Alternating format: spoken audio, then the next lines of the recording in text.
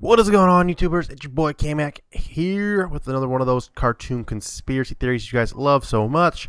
And just real quick, some Call of Duty gameplay. I know I've been putting out a whole lot of GTA gameplays lately, and I thought I'd just switch it up for you guys just to get the little, something different. I know everyone's sub box has been spammed with GTA lately, so I thought I'd just go back a little old school and throw some COD out for this.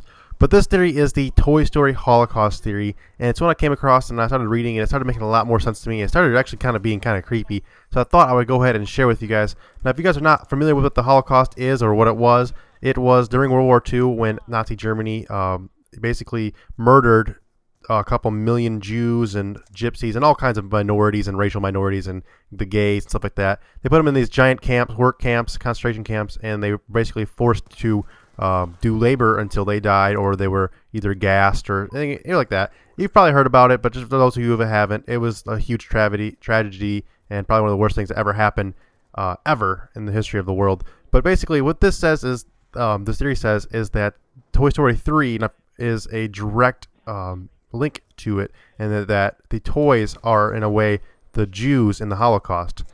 And it kind of makes a little more sense than what you would think. So I'm going to go ahead and jump right into this theory. Basically what it says is, when Andy leaves for college in the third movie, which he does, it's basically like the toys are being left behind. Just like the Jews were pretty much left behind by their countries when the Third Reich came in, and everyone just kind of gave up on the Jews and kind of, disliked them and kind of just let the Germans do whatever they wanted to them. That's basically what happened to the toys when Andy left to go to college. They were pretty much abandoned and to do whatever that Andy's parents felt like they were going to be done with them. Now, there's a scene where Woody holds a meeting for all the toys where they discuss the possible outcomes of their future, their new positions in the world, what they plan on doing with themselves now that Andy's left for college and is not going to be coming back for them. And there's a line in the movie that's very closely translated to a line from The Pianist. Have you ever seen The Pianist? It is an award-winning Holocaust movie. I've never seen it, but apparently it was a really good Holocaust movie by Roman Polanski. Basically, it talks about the Holocaust. And apparently this line that says right here, I'm going to read it for you guys, is very close to a very popular line from that movie. Now, the line goes, quote, "No, we won't just be abandoned. Surely we can be useful to them somehow. Yes, we've lost friends in the past, but surely that cannot happen to us," end quote. It's what Woody says to all the toys. Now, basically, it boils down to basically it really lines up with the Holocaust. Everyone had lost friends. Everyone had seen people be taken away by the secret police and stuff like that. But they were kind of still hopeful that it wouldn't happen to everyone. It wouldn't happen to them. And that kind of makes sense towards the beginning, that before all the Jews knew exactly what was going to happen to them, before they knew their concentration camps were actually there, they didn't know that they were all being murdered. They didn't know what was going on. They were kept in the dark on this. It makes kind of sense with this. Now, as an even creepier part to this theory, as Woody's giving this speech, Buzz Lightyear actually stands up and suggests that they all can be hidden in an attic, and basically kept safe in an attic. And if that's not the most direct quote, or not quote, but direct link to a Holocaust, kind of thing, then I don't know what is. If you're not familiar with this, of course, everyone knows of Anne Frank, the very, very popular diary of Anne Frank, where her family hid in an attic to escape the Nazis during World War II. Basically, she hid in an attic to stay away out of Nazi capture. That's basically a giant play off of this. Buzz Lightyear comes straight out and says, quote, "We should hide in an attic." Not hide, but we should stay in an attic to stay safe, and we can be useful in an attic. It really is reminiscent of the whole hiding from the Nazis. Really reminiscent of that in a lot of ways. However, they do not hide in an attic. They end up actually being taken to a toy shop. But in the context of this theory, it suggests that they were rounded up in forms, instead of being taken in a cattle car like the Jews were during the Holocaust, they were put into a giant garbage bag and they were taken to Sunnyside. Now, Sunnyside was a used toy store where basically they were put to, quote, work. It says they were going to be put to work in the thing by some of the other toys, which is basically a play on when the Jews were taken to concentration camps. They were put to work. Basically, the able-bodied ones were put to work until basically they were overworked and died of exhaustion or hunger or some kind of disease. Basically, that's what this was about. Once they got to Sunnyside, they were basically put to work, but there's a different way of looking at this. Now, in World War II, there was certain what was a word for it? I can't think of the word for it, but there were certain Jews that were taken to these concentration camps, and they were actually well fed, and they were kind of respected, and they weren't killed. Basically, their job was to round up everyone else that was coming off of the trains and all of that, and basically, herd them to their deaths. Basically, what their job was. Basically, so they weren't killed, they were well fed and all that kind of stuff. And that's kind of what the toys that we see in Toy Story are doing when they first get to Sunnyside. They're well kept. They're put in this nice playroom. Everything's awesome. They love it there.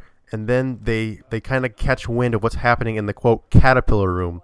Now, the caterpillar room in the movie is where all the adolescent child or the younger kids come to play, and they get these toys, and they just basically they destroy these toys. They rip them apart. They're pulling their hair out. They're breaking legs off. The toys are being broken by these small children in the caterpillar room.